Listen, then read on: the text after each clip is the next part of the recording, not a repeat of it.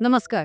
मी doctor Purnima Gauri, neurologist. आणि न्यूरोलॉजीमधला एक common problem आहे एपिलेप्सी, ज्याला मराठीत अपस्मार आणि हिंदीत मिरगी असंही म्हटलं जातं.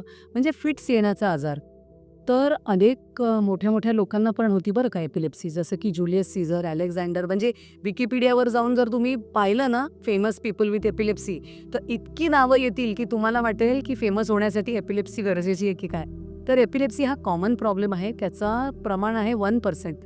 म्हणजे 100 पैकी एका व्यक्तीला एपिलेप्सी असते. म्हणजे जर तुम्ही लग्नाच्या समारंभाला गेलाय आणि त्या हॉलमध्ये जर 1500 लोकं असतील, तर त्यातल्या 15 लोकांना एपिलेप्सी आहे हे समजून चला तुम्ही.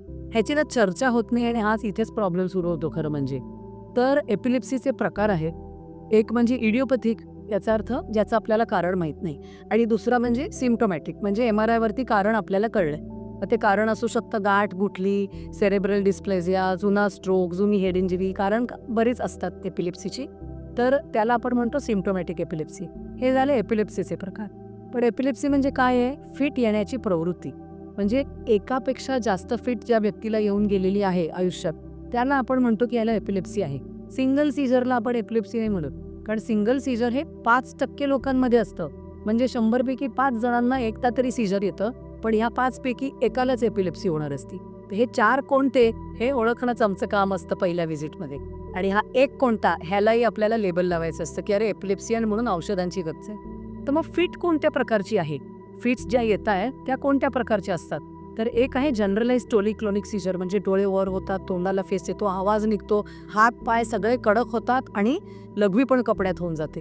ह्याला आपण म्हणतो मोठी मिरगी किंवा जनरलाइज टोनिक-क्लोनिक सीझर, GTCS. आणि मग छोटी मिरगी पण असते. ऑफकोर्स मोठी आहे तर छोटी पण असणार. तर छोटी म्हणजे सर्वात छोटी मिरगी म्हणजे सिंपल पार्शल सीझर, म्हणजे फक्त हात हलतो. आणि मग हात हलताना जर कन्फ्युजन पण व्हायला लागलं, असं व्हायला लागलं, तर त्याला आपण म्हणतो कॉम्प्लेक्स पार्शल सीझर. तर सिंपल पार्शल सीझर आहे, कॉम्प्लेक्स पार्शल सीझर. आणि मग कधी कधी सुरुवात होते सिंपल पार्शल सीझरने, कॉम्प्लेक्स पार्शलवर जातं आणि मग अचानक जनरलाइज टोनिक क्लोनिक सीझर सुरू होतात. तर हेच आम्ही जेव्हा पेशंट हिस्ट्री देतात तेव्हा आम्ही कानाने डायग्नोज करायला बघत असतो की वर्णन करा कशी आली फिट. आधी एका हातात सुरू झाली की दोन्ही हात एकत्र हल्ले.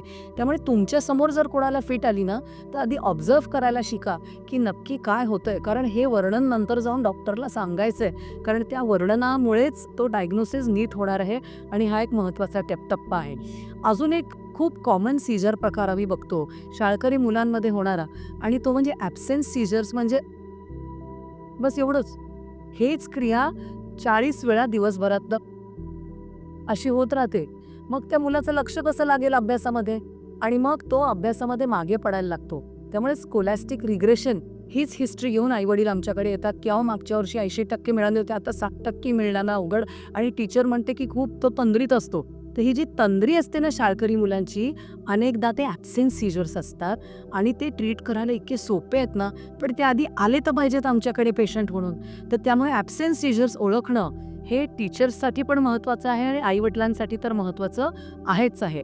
तर जनरलाइज सीझर्स आणि पार्शल किंवा फोकल सीझर्स किंवा seizures with a focal onset, असे हे प्रकार, मेन प्रकार आहेत एपिलेप्सीच्या फिट्सचे. तर ही फिट ही नेहमी मोटरच असते असं नाही. म्हणजे कन्व्हल्जन जे आहे ते म्हणजे हालचाल, सीझर म्हणजे ब्रेनमध्ये होणारी क्रिया. कन्व्हल्जन जे आपल्याला दिसतं, सीझर जे ब्रेनमध्ये होतं. तर सीझर हे नेहमी हालचालच क्रिएट करेन असं जरुरी नाही. आपण पाहिलं ॲब्सेंट सीझर्स, कधी कधी स्पर्श पण असा पसरतो. 1-1.5 मिनिटात एकाच साईडला तो असा विचित्र स्पर्श येऊन निघून जातो. तर हे सेन्सरी सीझर असू शकतं. कधी कधी ऑक्सिपिटल सीझर म्हणजे फक्त असा दृष्टांत होऊन निघून जातो. ऑडिटरी सीझर म्हणजे काहीतरी ऐकायला येऊन निघून जातं. कळतं कसं आहे सीझर आहे? 1.5 मिनिटात ते संपतं. त्याच्यावरनं कळतं की हा सायकोसिस नाही आहे, सायकॅट्रिक प्रॉब्लेम नाही आहे, हा मेंदूचा विकार आहे, हा एपिलेप्सीचा प्रकार असू शकतो. कारण 1.5 मिनिटात ती व्यक्ती नॉर्मलाइज होते किंवा थोडी सुस्त होते आणि मग थोड्या वेळाने परत ठीक होतं. तर ह्या क्षणिक होणारा जो प्रॉब्लेम आहे सीझर ॲक्टिव्हिटीचा, शॉर्ट सर्किटिंग होतं ब्रेनमध्ये, त्याला आपण सीझर म्हणतो. आणि वारंवार जेव्हा ते येण्याची प्रवृत्ती असेल त्याला आपण म्हणतो एपिलेप्सीचा विकार. आणि याची ट्रीटमेंट उपलब्ध आहे. 80% लोक एपिलेप्सीचे नॉर्मल आयुष्य जगतात आपल्या आजूबाजूला. त्यामुळे ट्रीटमेंट शक्य आहे. जर तुम्हाला तुमच्या ओळखीच्यांना किंवा कोणालाही एपिलेप्सीचा आजार आहे, तुम्हाला वाटत असेल फिट्सचा आजार, तर go to your nearest neurologist. Thank you so much. Take care of yourself.